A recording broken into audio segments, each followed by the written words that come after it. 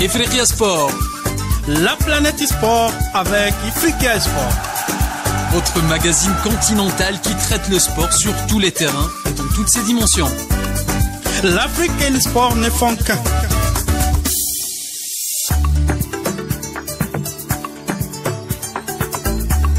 Salutations l'Afrique, Salama, Nagadef, Ngaraman, Ayour, Boto, à tous les auditeurs de Ifriqiya FM, la voix de l'Afrique, faite par des Africains pour les Africains.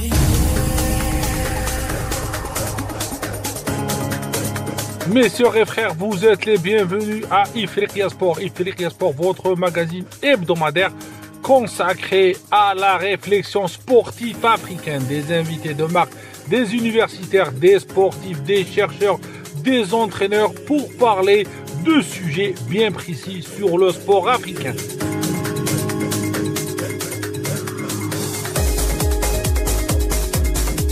Cette semaine, comme vous le savez, ça sera focus handball, le handball féminin à l'honneur dans la capitale congolaise Kinshasa. On doit parler du handball féminin, on doit parler des équipes qualifiées, on doit parler de ces équipes-là. Pas mieux qu'un expert africain. On va avoir avec nous Lamine Diaw, handballeur. Il a été sélectionneur plusieurs fois de l'équipe du Sénégal. Il est formateur, enseignant, chercheur universitaire à l'université de Dakar, l'université Cheikh Anta Diop, très grande université de Dakar. Il sera avec nous, Lamine. Bonjour Lamine, comment évalues-tu le niveau global des équipes dans cette phase de poule de la Coupe d'Afrique des Nations féminines de handball? Et aussi, si tu peux te présenter aux auditeurs de Ifriqiya FM.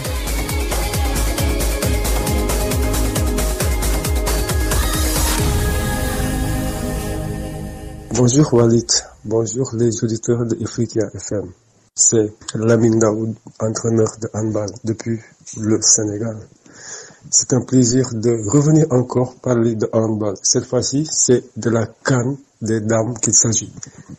Et revenant sur le niveau global de ce tournoi, nous avons remarqué vraiment que les équipes sont venues cette fois-ci après avoir fait une très bonne préparation. C'était pour certaines qui ont participé à des tournois en Europe et d'autres qui ont été en Europe, dans des pays pour se préparer en stage fermé. Et d'autres aussi sont restés au pays et ils ont profité des infrastructures et ils ont bien travaillé. Ils ont révisé vraiment les gammes.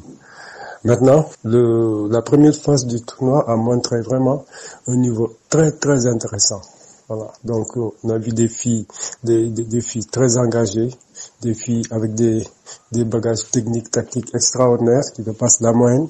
Et ça nous surprend pas parce que la majeure partie joue en Europe et dans des équipes qui jouent la Ligue des Champions ou qui participent à des championnats de très bon niveau.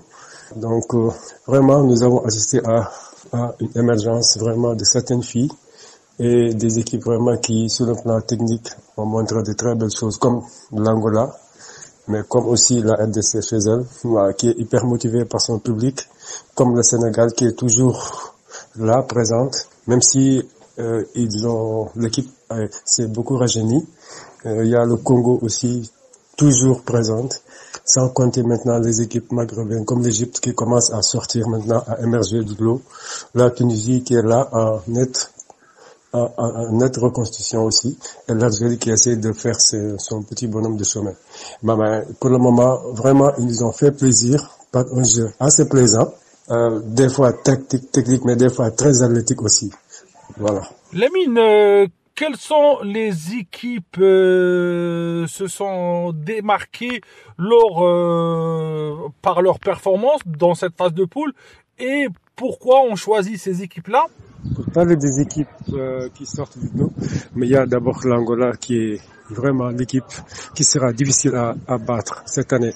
Autant la dernière édition, ils avaient une équipe vraiment qui manquait beaucoup de ténors, autant cette année, ils ont récupéré les anciennes et celles qui avaient arrêté un moment ou bien qui revenaient de blessures. Donc l'Angola vraiment sort complètement du lot. Après l'Angola maintenant, il y a le Sénégal, le Congo et le Cameroun qui viennent toujours pour vraiment se battre, pour montrer qu'ils peuvent se rapprocher davantage de l'Angola, surtout le Sénégal, avec ces joueuses de haut niveau de qualité. Donc, moi, je pense que ça va. À part ces trois, il y a les pays du Maghreb, l'Égypte qui revient en force, qui nous a montré du handball assez alléchant, très technique, vraiment, qui montre qu'ils sont sur la bonne voie. Mais il y a la Tunisie aussi qui est en train de revenir aussi, même si son équipe s'est très bien rajeunie. Je pense que le trio sortira de ce lot. Selon toi, Lamine, y a-t-il des surprises parmi les éliminés, bien sûr parmi les qualifiés pour ces quarts de finale? Parmi les équipes qui ont été éliminées, peut-être la Guinée qui commence à titiller un peu le haut niveau féminin en Afrique. On aurait vraiment souhaité que la Guinée puisse vraiment faire partie, comme d'habitude, des quarts de finalistes. Bon, à part la Guinée, les autres reviennent. Voilà, ils sont en train d'apprendre encore le haut niveau. C'est le cas du Cap-Vert, de l'Ouganda et du Kenya, qui sont des équipes en apprentissage quand même. Hein. Mais peut-être que l'équipe qui pouvait vraiment faire partie des quarts de finalistes, c'est la Guinée pour moi. Voilà. Sinon, toutes les équipes qualifiées en quart sont des équipes qu'on attendait au bout. La fin de cette phase-là. Quel a été le niveau réel des rencontres selon toi? Certaines rencontres ont été de niveau vraiment extraordinaire durant cette première phase. La Guinée contre la Tunisie qui sont scellés pendant un bon match nul. Et les derniers matchs qui étaient déterminants pour la qualification en quart de finale, tels que Cameroun contre Tunisie et l'Égypte contre le Cap-Vert. Le Cap-Vert avait besoin d'une victoire pour espérer jouer les quarts. Ils ont été battus sur le fil. Sans compter aussi le Cameroun qui s'est défait de la Tunisie sur un score très étriqué. Donc c'était des matchs vraiment très intéressants. Voilà, il y a le match Sénégal-Congo aussi, avec des Congolaises extraordinaires qui ont vraiment survolé toute la rencontre. Vraiment, c'était des rencontres qui ont vraiment capté l'attention des spectateurs. Et l'arbitrage africain, est-ce que l'arbitrage africain au niveau du handball, il y a eu une évolution? Tu as constaté cela dans cette CAN? Les arbitres africains commencent à avoir un excellent niveau parce qu'ils ont maintenant l'occasion de participer. Ils sont convoqués dans les compétitions internationales, genre Coupe du Monde, voilà, et tout, des jeunes ou des adultes, garçons comme filles, fait qu'ils en profitent pour acquérir de l'expérience qui pourra servir aux compétitions africaines. Ce qui fait qu'en ce moment, vraiment, depuis le début du championnat, on n'a pas vu de couac, on n'a pas vu de problème avec les arbitres. Ils essaient de faire leur jeu, tout comme les joueurs aussi font leur jeu. Ça se passe bien. Bon, espérons que cela puisse aller jusqu'au bout. Y a-t-il aussi des joueuses qui se sont révélées comme des stars montantes du handball africain? Il y a eu d'excellents matchs durant cette première phase. Des matchs de niveau vraiment technique qui dépassent la moyenne. Voilà, ce qui montre que maintenant les filles travaillent. Voilà, les staffs font du bon boulot. Et c'est les séries de regroupements de stages cycliques qui coïncident souvent avec les trêves. Voilà, leur permet souvent de rectifier, de travailler la cohésion aussi bien en attaque qu'en défense. Voilà, certaines équipes où il y a participé aussi à des tournois, bien à des stages fermés, ce qui n'est que bénéfique pour vraiment le niveau.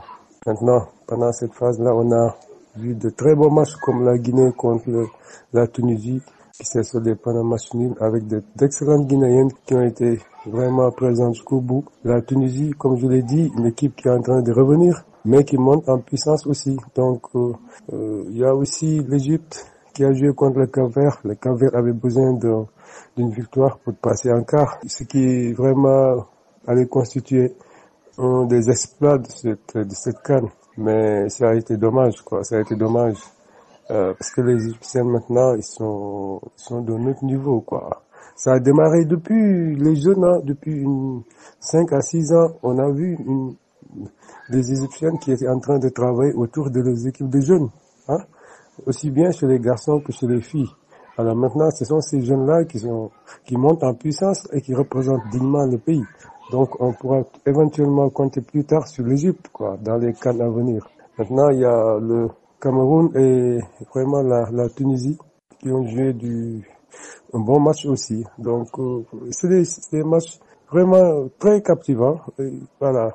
Le Sénégal contre l'Égypte, le Sénégal aussi contre le Congo. Donc, c'était des matchs vraiment où les joueurs se sont donnés à fond. Aussi bien sur le plan athlétique, sur le plan technico-tactique. Donc, ça veut dire que ce sont des matchs qui nous ont poussé à nous concentrer davantage sur ce jeu-là. Donc, ça se développe.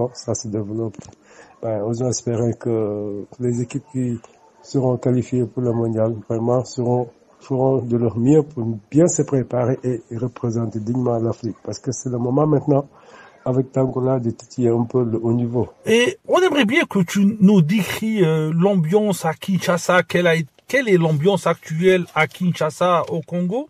Écoutez, chaque fois qu'une compétition africaine se passe en Afrique même, alors l'ambiance, elle est là. Mais c'est vrai que elle est beaucoup plus présente lorsque c'est l'équipe qui reçoit, qui joue. Parce que tout le monde vient et pour vraiment supporter le pays qui organise. Maintenant, c'est normal que si ce pays-là ne joue pas, ou bien s'il joue, après que les stades soient plus ou moins vides. Mais ici, on a remarqué un tout petit peu que même si l'équipe ne jouait pas, il y avait un peu d'ambiance. Mais même si c'est pas trop le cas comme lors de la CAN au Sénégal et dans les autres pays. Donc c'était beaucoup plus mouvementé. Mais là aussi, les gens sont en train de vraiment de gagner sur l'organisation. Donc je pense qu'en attendant vraiment de faire une excellente prestation dans le jeu. Voilà. Pour vous rappeler, mesdames et messieurs, avec nous Lamine Diaw, expert du handball africain, professeur à l'université Cheikh Anta Diop, plusieurs fois sélectionneur de l'équipe du Sénégal de handball. On continue avec Lamine. Lamine, comparé à d'autres CAN où toi tu étais présent, elle se situe où cette CAN du Congo? C'est sans doute l'une des CAN où le niveau est très élevé. Là, on est en face d'équipes vraiment qui nous proposent du handball.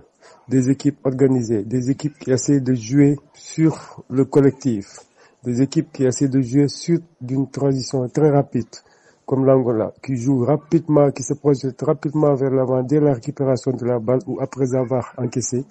Et ici, des équipes qui posent le jeu, qui font une très bonne attaque placée avec des enclenchements pour vraiment trouver des failles. Des joueurs qui jouent sur la lecture aussi, et vraiment, c'est du jeu organisé, quoi. On tend de plus en plus vers un jeu beaucoup plus technique, tactique, qu'athlétique. Même si le jeu athlétique est toujours là, ça fait l'identité de l'Afrique, quoi. Mais quand même, on tend de plus en plus vers un jeu posé, calme, où on cherchera à travailler, à contourner la défense pour pouvoir jouer sur les espaces libres et marquer des buts. Voilà. Donc, je pense que c'est une CAN de niveau très relevé, vraiment. D'excellentes joueuses et les entraîneurs aussi, ont fait du très bon boulot. Ce qui fait que vraiment, on assiste à de très bons matchs. On va parler un petit peu technique. Quels sont les ajustements que les équipes qualifiées devront faire pour passer un cap selon toi? Maintenant, c'est vrai que au niveau pour la deuxième phase, les équipes vont venir après avoir bien analysé les phases de poule, après avoir bien regardé les autres équipes, après avoir bien analysé l'équipe contre laquelle on va jouer. Parce que vous n'oubliez pas que les quarts de finale, si une équipe gagne, et puis là, c'est une qualification directe au mondial. Les 4 demi-finalistes seront directement qualifiés au mondial. C'est un des objectifs.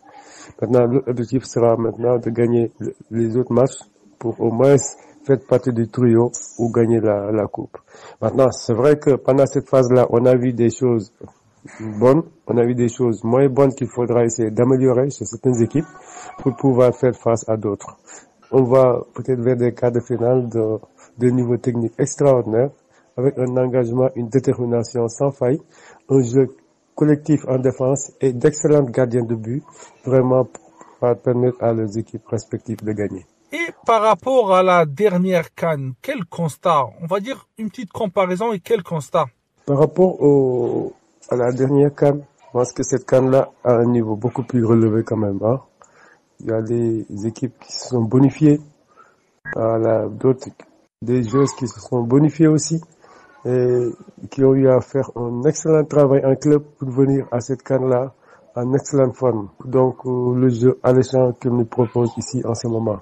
Donc voilà, je pense que tout le monde est d'accord que cette CAN est de niveau vraiment très relevé. Et autant on avancera vers le sommet, vers les finales, et autant on verra que vraiment le niveau va davantage se relever. Maintenant, l'équipe qui sera beaucoup plus prête mentalement et physiquement, parce qu'il y a l'enchaînement des matchs aussi, va sans doute aller jusqu'au bout. On aimerait bien savoir comment l'organisation de l'événement a-t-il un impact sur la performance de la compétition et des athlètes en général? C'est une CAN vraiment très bien organisée. C'est une CAN qui s'est jouée sur 2 salles. Donc, je pense que déjà, c'est un plus pour cette compétition-là. Donc, chaque 2 journées, il y avait un repos pour permettre aux entraîneurs de rectifier, pour permettre aux filles de récupérer, d'aller voir les kinés et tout. Donc, moi, je dis que vraiment, chapeau à la Fédération congolaise de handball. Donc, c'est une très belle organisation. Donc, le public est là, le jeu est là, les experts de la CAP ont fait du bon boulot.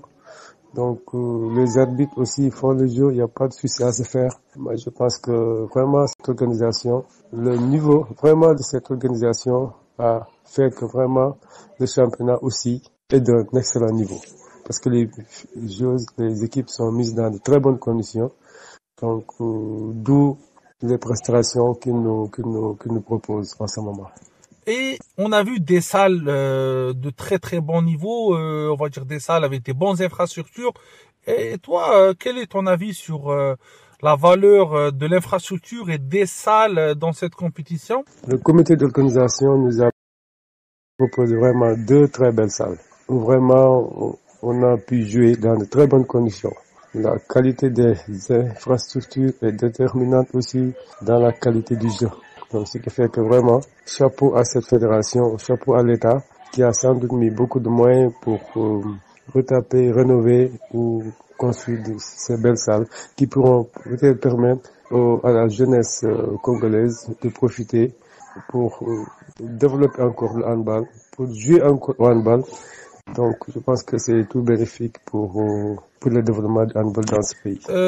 Aussi, on aimerait bien savoir, est-ce que tu vois que réellement il y a un développement du handball africain? Le handball africain est en train de se développer grâce à la prestation de ces stars, aussi bien ici en Afrique que dans les championnats du monde. Donc, maintenant, les gens commencent à s'intéresser davantage au jeu. Et beaucoup de jeunes commencent à s'inscrire dans les clubs et peut-être aspirer un jour à défendre les couleurs de leur pays respectif. Donc, et l'ambiance et le public, est-ce que tu vois que c'est important? Comment tu vois l'ambiance et le public dans la compétition? Écoutez, vous savez qu'à chaque fois qu'on supporte une équipe et si l'équipe est éliminée, on a tendance à rester sur toi, à ne plus revenir. Mais lors de cette CAN-là, on a remarqué que le public est toujours présent, est venu en masse encore motiver les joueuses et les pousser à la victoire. Donc, ou bien au moins à faire une très bonne prestation. J'espère que ça sera le cas jusqu'au bout, jusqu'à la finale. Donc, puisque les filles ont besoin d'être motivées, ont besoin d'être supportées pour pouvoir vraiment sortir le meilleur d'elles-mêmes et vraiment faire plaisir à tout le monde. Pour toi, Lamine, quels sont les favoris dans cette CAN-là?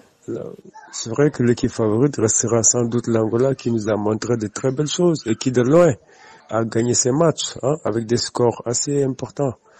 Même si certains pays commencent à se rapprocher comme le Sénégal, comme c'était le cas du Cameroun, voilà. Et on peut même espérer voir peut-être des pays maghrébins commencer à titiller un peu, comme la Tunisie qui monte en puissance dans ce tournoi-là et l'Égypte aussi. Donc voilà, j'espère vraiment que ces équipes pourront peut-être contester un jour la suprématie de l'Angola sur le continent. Mais pour le moment, ça est difficile.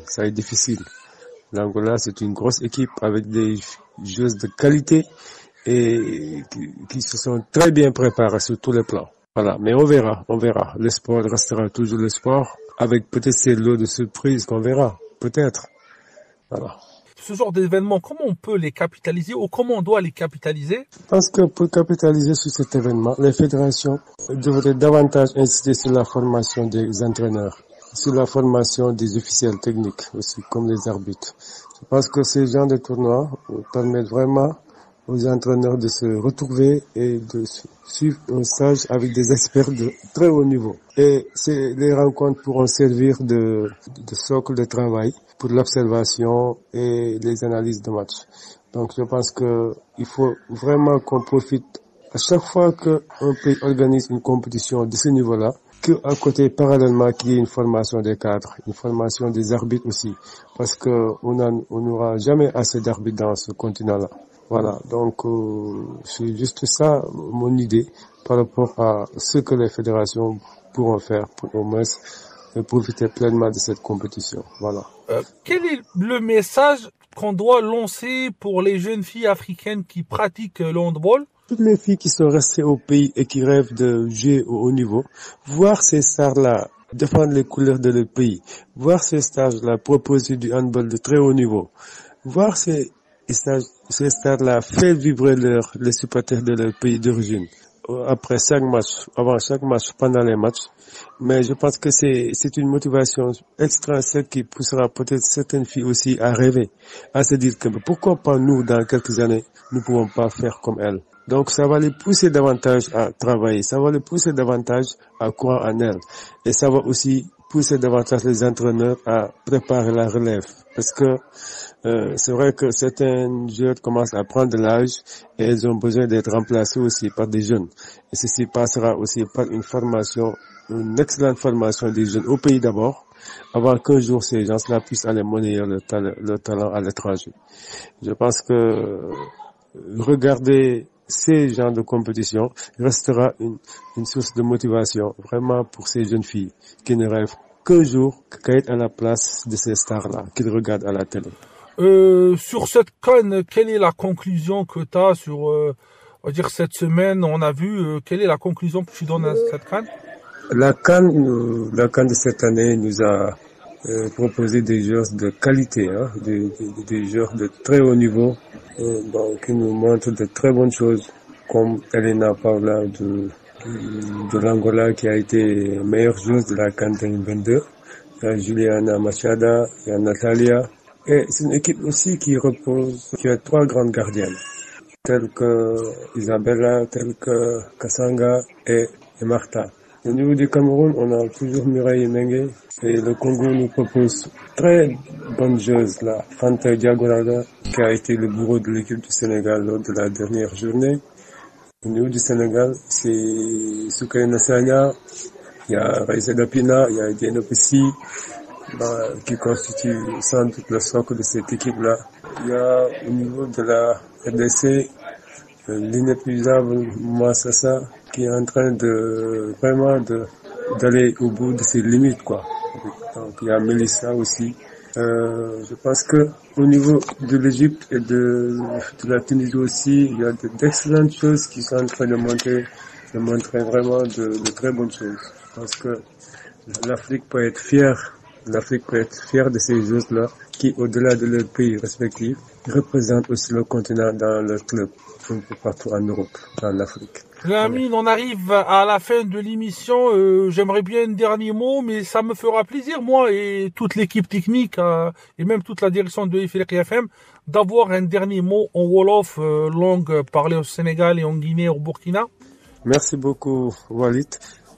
maa ngi profité de ce micro pour nuyu waa Sénégal bi yëpp di am yaakaar ne instant bi vraiment ñëpp ñuy supporter suñu gaynde yu jigéen di nekk RDC di défendre couleur waa dëkk bi et ñu ngi koy défendre ci liñ mën ñu ngi def lépp liñ mën wane nañ ci xarañte bu mag a mag engagement bu mag et wane nañ aussi détermination bu mag et am nañ yaakaar ne vraiment fu Sénégal nekk fi mu nekk nii dina kontaan ci xale yi li ñu def et métti woon na mais préparation yi xawoon na métti tuuti mais bi ñëwee ci compétition bi fàtte nañ lépp wane que ñoom mën nañ compter ci ñoom donc ñu leen di ñaanal fi mu nekk nii daal compétition bi di ci des yàlla may leen ci ndam comme ñoom ñun suñ objectif bu njëkk bi mooy qualifier mondial yàlla may ñu qualifier mondial suñ qualifier mondial nag léegi moo xam ne moo doon suñ première finale bi ki des nag ñu jël match après match